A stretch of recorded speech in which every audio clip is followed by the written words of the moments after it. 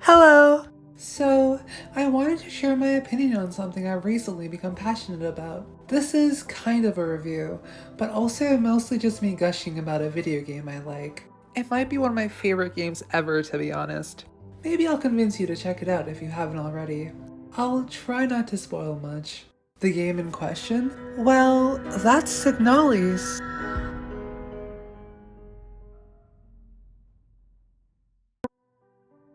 So, I had very little knowledge about this game going in, besides it having lesbian androids and a really neat art style.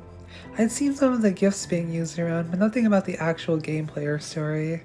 That was until a friend gifted it to me on Christmas. Not knowing anything about it made it such a cool experience. The game really blew me away. Even just right after I booted it up, the title screen is so cool. It's kind of interactable. It has a moving eye, and it looks like an old computer. The game centers around biomechanical androids called Replica. There's distinct classes with different tasks. For example, oiler units mostly do domestic tasks like cooking, cleaning, and teaching, whereas someone like a miner unit does more hazardous stuff like mining. We, as the players, take the role of an Elster unit on the search for a human woman. The game takes place in futuristic space Germany, and mostly at some sort of underground facility that's been overtaken by a very spooky virus that turns cute android girls into what are essentially zombies. It's a survival horror game, which isn't something I'd normally be interested in, but it isn't really traditionally scary. Obviously, there's a creepy vibe present, but it's more of a horror game in the cool way, with gore and existential threats. You aren't hopeless or anything. You can combat them, so there's an emphasis on the survival aspect. I haven't played Dead Space, but I imagine it's somewhat similar to that. The gameplay is exactly what I love. It can be divided into two parts. On one hand, it's comprised of third-person exploration sections where you gotta conserve bullets and med patches. This is where most of the combat takes place, and I'm not the best at video games, but even for me, the combat was really intuitive and accessible. There's a lot of backtracking and coming back to things later once you find the right keycard or whatever gizmo you need. And I find that so fun and satisfying. It's like slowly working your way through stuff. The map definitely helps this not feel like a chore in the slightest, marking rooms that are still locked and puzzles you haven't completed yet. Speaking of puzzles, they're the second part of the gameplay, and I love the way they're presented. Being in a point-and-click style where the camera zooms into first person. It reminded me a lot of the old Club Penguin PSA missions or the DS Professor Layton games.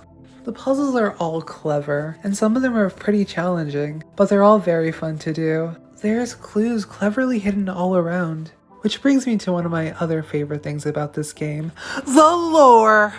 Have a game with biomechanical creatures and extensive lore, and I'm already sold. It has great world building. A lot of the gameplay menus and such are all explained in-universe via documents, propaganda posters, and the fact that your body is part machine. This makes the tutorial seamlessly integrated. They definitely don't baby you. Different tools like the flashlight or camera are modules you can equip. Your health is shown through vitals. You can refer back to old messages and clues through your memory. You can fucking download emails directly into your brain. There's also great environmental storytelling. One of my favorite and silliest examples is the fact that they explain away the limited inventory system with communism. Because, really, being a lesbian is synonymous with being a communist. The documents you find around really help tell the story. And outside of those, the game is very show don't tell, which is great. The different classes of Replica have different jobs and abilities, and they're also all based off real people who once lived. For example, the storage units are known for being assholes because of their original donor being a prick. This also means that when you combat them later, they provide different challenges. There are very few actual characters to talk to throughout the game, but the ones that are sprinkled about leave an impact. One of my favorite conversations is one I almost accidentally skipped past. It's with the Mina unit, who's slowly bleeding out. Ah, hello. You're not a protector, are you? What brings you here? I'm Bio. If you're down here, you're probably looking for something. I'd help you, but one of my hydraulics failed and I can't move. I'm pretty much done for, so you can just leave me here. There's no point in repairing an old unit like me, so don't worry about it, okay? It'd be a waste of resources. I'd offer you my mining laser, but I don't think your frame could supply the power output. You're probably better off just using a gun. There should be some useful equipment in the mining office. It's just south of here. Don't worry about me. There are many replacements. We're just replicas after all, right? In the end, what's one drop to an ocean? When I die, they'll make another. Thank you for talking to me. I hope you find what you're looking for.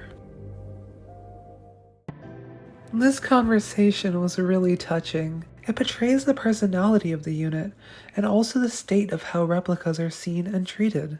They really develop the biology of the replicas a lot. You learn how their blood works and such.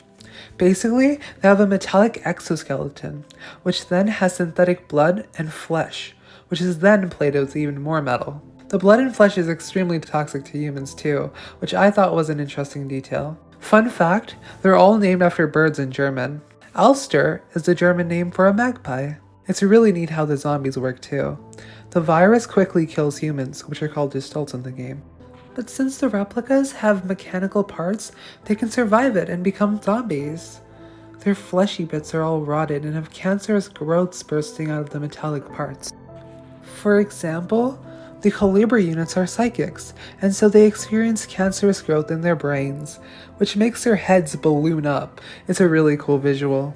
Speaking of visuals though, have I mentioned how incredible the game looks? It's like 2D pixel art, but it's 3D, like PS1 expired games, but with a bit more polish. I notice myself just being enamored by how stuff looks, even if it's just stains and fog on a window. I barely take screenshots of video games, but the fucking windows in Signalis got me to hit F12 on my keyboard. I'm not even joking. I have the pictures. Look how pretty they are. The corpses look really cool. All the gore and blood is interesting to look at. It's tasteful and not overdone, I think. Like, there's sections with huge breathing flesh mounds, and they're just so cool to see.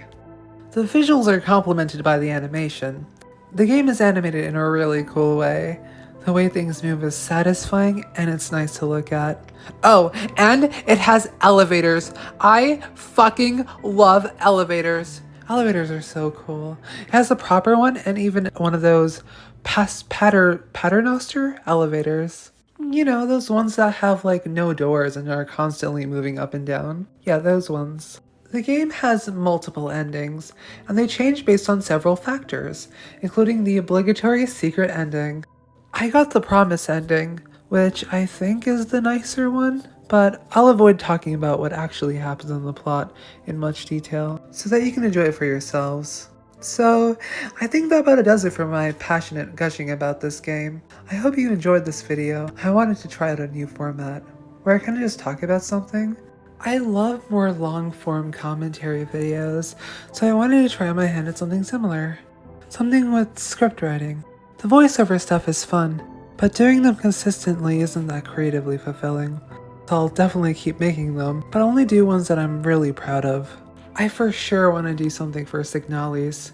You may have also noticed these new sprites. They're heavily inspired by those Hutao ones I used in my first voiceover video. Oh, and join my Discord server if you'd like. I actually streamed my entire playthrough of the game there. Halby and Tato definitely helped my ditzy ass with some of these puzzles and secrets, which I would have otherwise just walked right by. I'm not really good at ending videos. Oh, there goes the Toho music. I guess I'm just gonna get cut off now. Bye!